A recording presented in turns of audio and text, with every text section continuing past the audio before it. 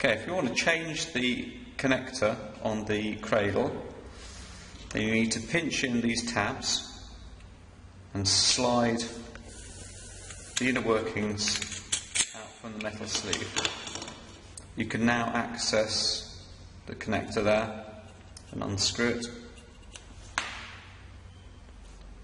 And it's just like a junction box socket, so the same rules apply.